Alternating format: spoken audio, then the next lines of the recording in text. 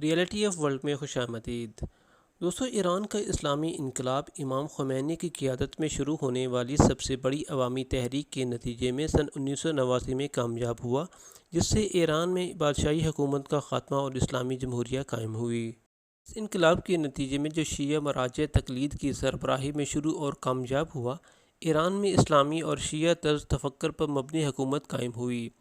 شیعہ علماء بالخصوص حوزہ علمیہ کم نے لوگوں کی ہدایت اور اس کی تحریک کو صحیح سمت دینے میں نہایت اہم کردار ادا کیا۔ اسلامی جمہوریہ کا نعرہ جو اس تحریک میں لوگوں کی زبان پر جاری ہوتے تھے، در حقیقت اس تحریک کے بانی امام خمینی کے کلمات سے لیے گئے تھے۔ اس تاریخی تحریک کا آغاز سن 1963 میں بادشاہی حکومت کے اسلام مخالف اقدامات پر امام خمینی اور دوسرے علماء کی مخالفت سے ہوا۔ سن 1964 کو عاشور کے دن مدرسہ فیضیہ کم میں حکومت پر شدید اعتراضات پر مبنی تقریر کرنے پر امام خمینی کو گرفتار کیا گیا۔ 5 جون 1963 کے واقعے نیز حکومت مخالف عوامی تحریکوں کا سبب بنی اور مختلف شہروں میں سیکورٹی فورسز کے ساتھ لوگوں کی جھڑپیں ہوئیں، جس کے نتیجے میں کئی لوگ زخمی یا شہید ہوئے۔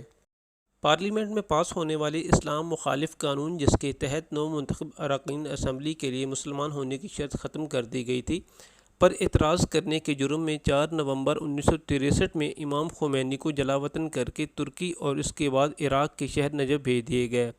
اس کے بعد لوگوں کے احتجاج اور مظاہرے میں کمی آ گئی، لیکن نومبر 1977 کو امام خمینی کے فرزند سید مصطفیٰ خمینی کی مشکوک وفات کے بعد ایک بار پھر اعلانیہ طور پر حکومت مخالف مظاہرے شروع ہو گئے۔ 3 مہینے بعد تہران کے ایک اخبار میں شیعہ مراجع تقلید بالخص امام خمینی کی توہین پر مشتمل ایک مضمون شائع ہوا، جس کی وجہ سے حکومت مخالف مظاہروں میں ایک بار پھر تیزی آ گئی۔ 9 جنوری سن 1978 کو کم میں مظاہرین پر سیکورٹی فورسز کے مسلحانہ تشدد کے بعد یہ عوامی تحریک دوسرے شہروں میں بھی پھیل گئی۔ اس کے بعد مذکورہ تاریخ کو شہید ہونے والے شہداء کے چہلم کے موقع پر کم اور دوسرے شہروں میں اعتراضات کا نہ ختم ہونے والا سلسلہ شروع ہوا۔ ان مظاہروں میں روز بروز شدت آتی گئی، یہاں تک کہ 16 جنوری سن 1989 کو ایران کے بادشاہ محمد رضا پہلوی ملک چھوڑنے پر مجبور ہو گئے۔ امام خمینی عراق سے پیرس چلے گئے تھے اور اپنے پیغامات اور تقریروں کے ذریعے انقلاب کی راہبری کر رہے تھے۔ 1 فروری 1989 کو ایران واپس آ گئے اور اسی سال 11 فروری کو بادشاہی نظام مکمل طور پر ختم ہو گیا۔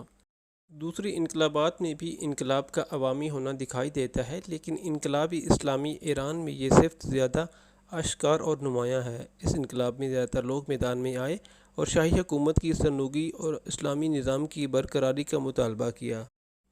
فوجی، کاریگر، مزدور، کسان، علماء، طلاب، اسٹوڈنٹس، معلم، غرض ملک کے ہر طبقہ کے لوگ اس انقلاب میں حصہ دار اور شریک تھے۔ انقلاب کے عوامی ہونے کی یہ صفت بہت ہی نمایاں ہے۔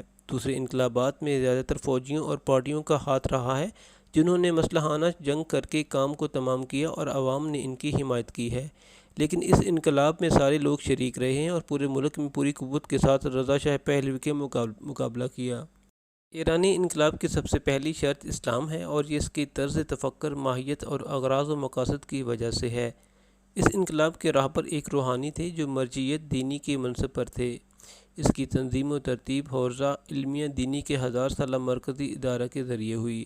عوام اور اس انقلاب کے بانیوں کا مقصد اسلام اور قوانین اسلام کی حاکمیت اور استبداد داخلی اور استبداد عالمی کے چنگل سے رہائی تھی۔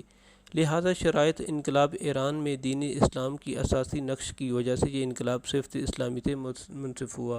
اللہ خمینی کے استقبال کے لیے جو ہجوم اکٹھا ہوا تھا، اس کے بارے میں کہا جاتا ہے کہ وہ انسانی تاریخ کا سب سے بڑا انسانی اجتماع تھا۔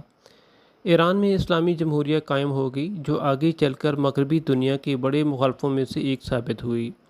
دلچسپ بات یہ ہے کہ اس سارے عمل کی منصوبہ بندی فرانس کے اتنے پرسکون سے گاؤں میں ہوئی، جہاں ٹریفک جام اور برف باری بھی بڑی خبریں بن جاتی ہیں اور ان پر کئی دنوں تک بحث ہوتی رہتی ہے۔